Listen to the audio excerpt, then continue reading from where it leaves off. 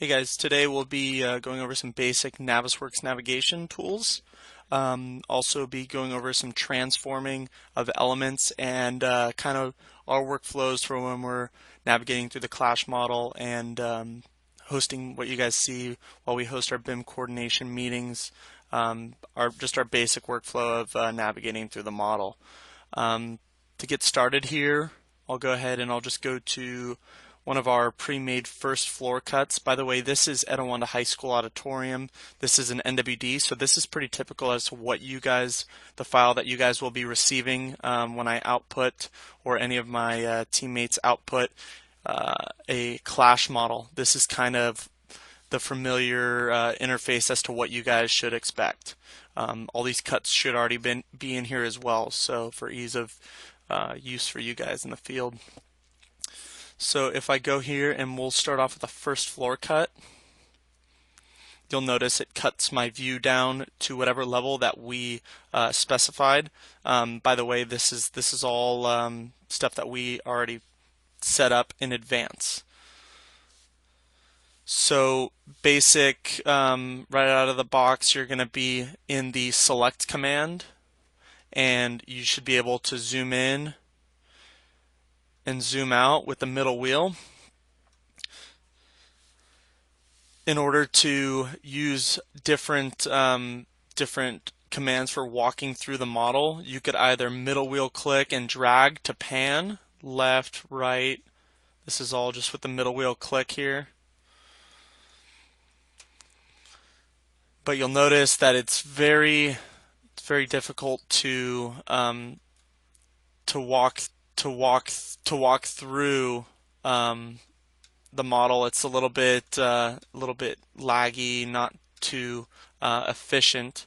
There's another tool that we use quite often, more so than this, for walking through a model, and that's this feet command right here. So if we click on that, you'll be able to left click on your mouse and drag forward. The more forward you go, the faster you're going to end up going through the model. The slower you go, the slower you're going to end up going through the model. With the less that you put your mouse forward, I guess, so to speak. And wherever your mouse goes on the screen, that's the way that you end up turning. So it's pretty simple. It takes a little bit of getting used to, but this is a much better tool for flying around the model than just the normal select command. What I did here to pan up and pan down, that's just with the middle wheel, just scrolling up and scrolling down. Turning right here, that's a left click, and rotating north up. If I want to drop into this space, I'm going to have to middle wheel click and drag down on my mouse. Keep in mind, the faster you go up and down with your mouse, the faster you're going to go up and down in the model. So something to keep in mind there. So if I want to get down and below the ceiling, middle wheel click and drop below the steel. And this is just middle wheel pan, and then if you want to walk, left click and go through the model.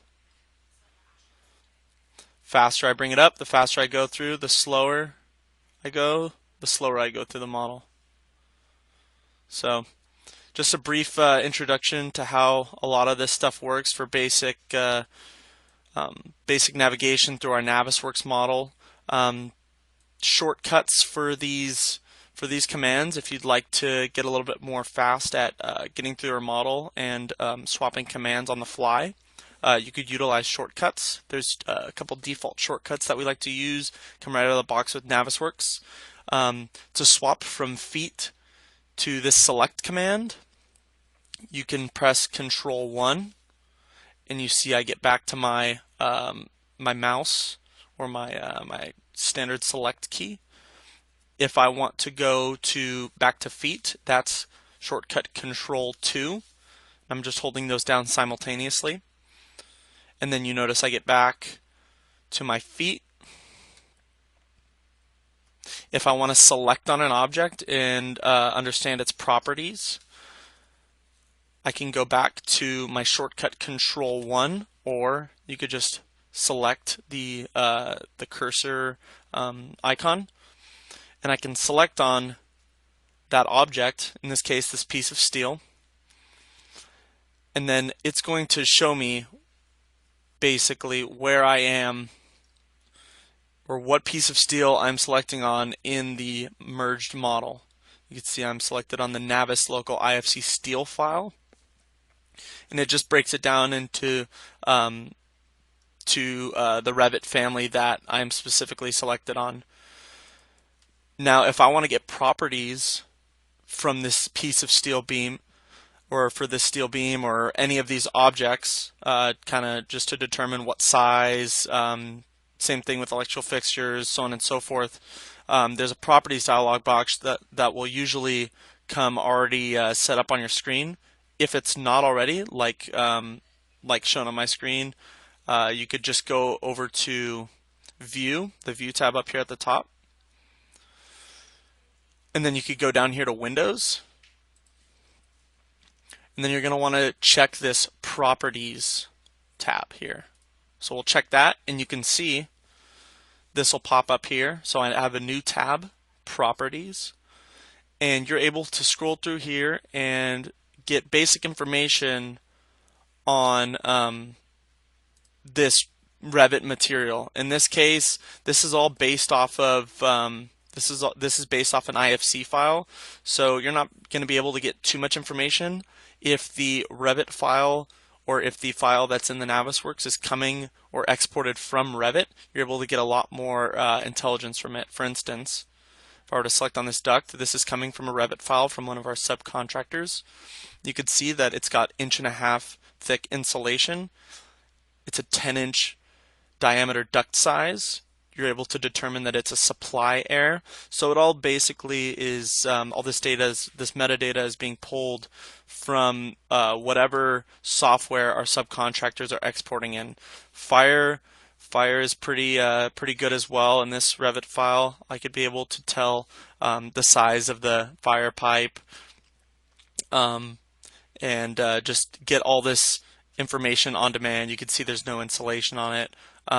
So just some basic navigation here, and being able to identify what's what in a Navisworks file. So hopefully next time you guys are on our go-to meetings, or while I'm going through the collage model, or one of my teammates, you'll be able to kind of get a better understanding as to what we are doing and how we're navigating through it.